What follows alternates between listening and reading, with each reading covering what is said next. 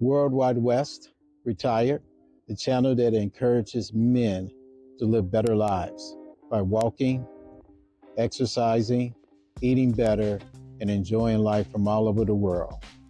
Today, we want to encourage you to come along with us as we discuss today's topic, how you living.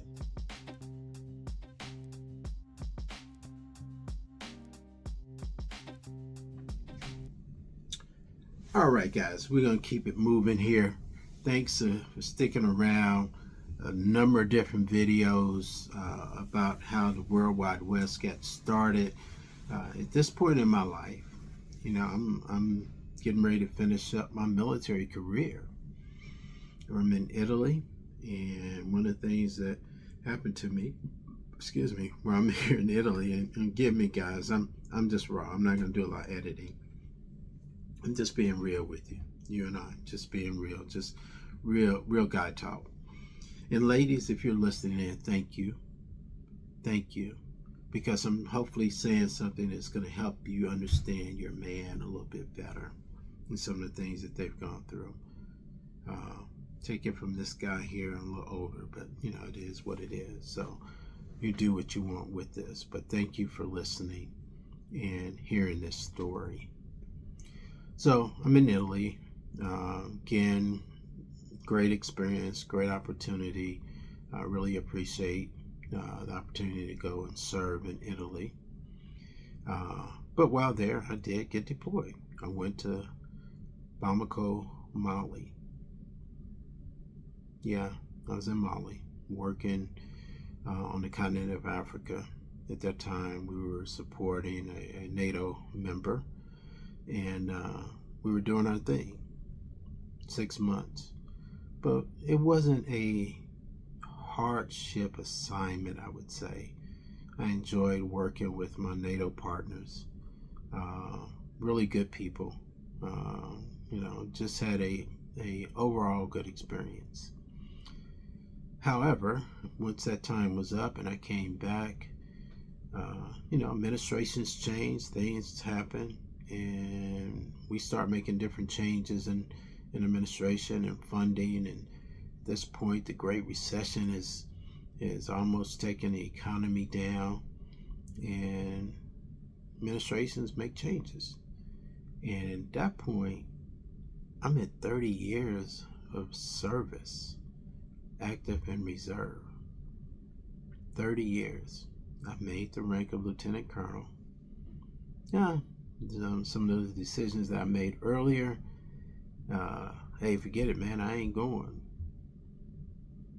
Now they do show up, so I'm not gonna make colonel, full bird colonel. I'm not gonna make colonel. Those decisions now show up.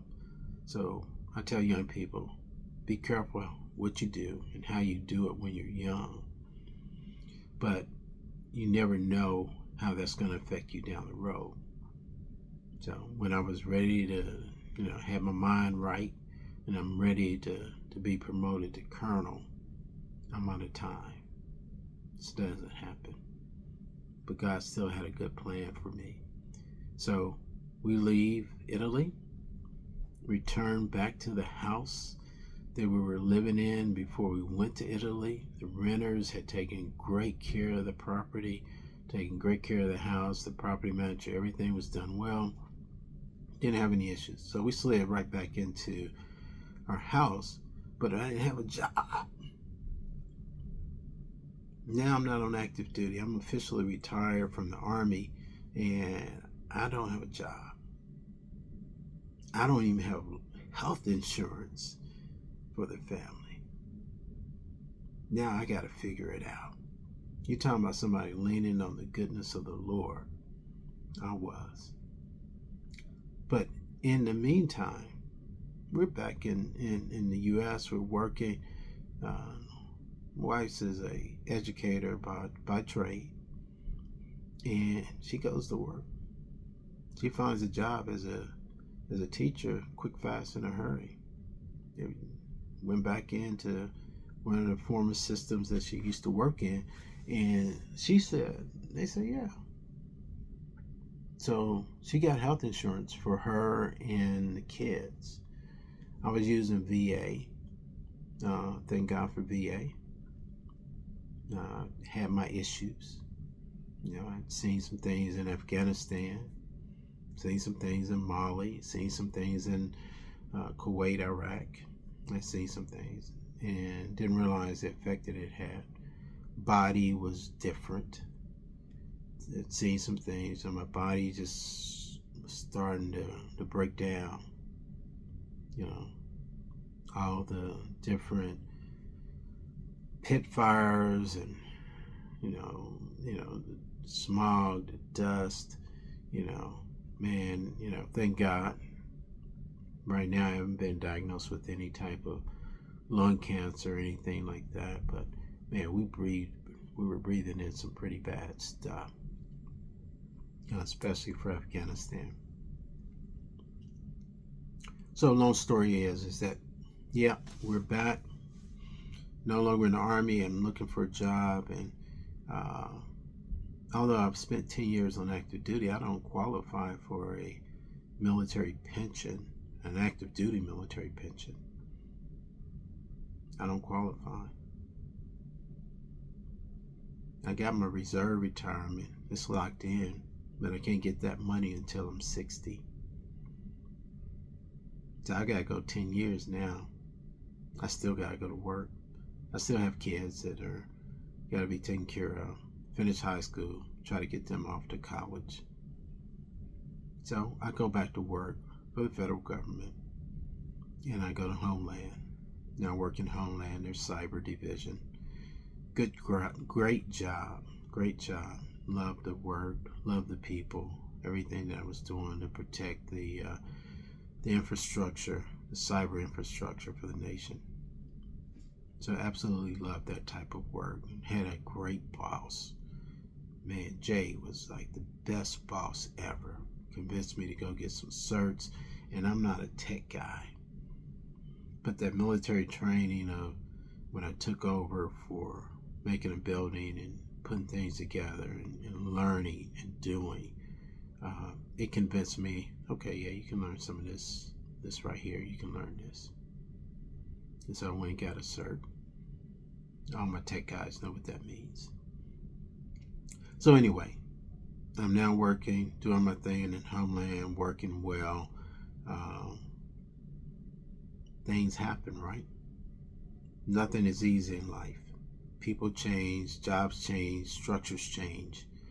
And sure enough, after everything was going well, things happened and changed in my life again. This time, I get a different boss. Things are not great. So, not happy. Some stinky thinking starts to float its way back into my mind. And I said, I don't want to take this. But I was smart enough this time to understand you go get a job, you just don't up and quit. You just don't move on. So I started looking for different jobs, and I found one over in immigration, asylum. You start working there. What was surprising though, after looking for different positions over in the cyber unit for months on end, even with the reorg, took my job and they reorged it. And at first I couldn't apply for the job. I was like, I'm already doing the job. Who's better at this job than me? But people were like, no. No, we don't want you. So, like I said, I was like, hey, okay, cool. I'll go somewhere else. Take my talents other places. It wasn't in South Beach, but I could take my talents to other places. So I went to immigration. I was not in immigration more than, I know I wasn't there more than a month, maybe a couple weeks. And I just happened to get a notice through my email. You've been selected for a position in Homeland Cyber. And now I got a decision to make. I've been at immigration less than a month, or do I go back to Homeland and work in the cyber position, the job that I knew? Well, stick around. I'm going to give you more of what I did in just a moment.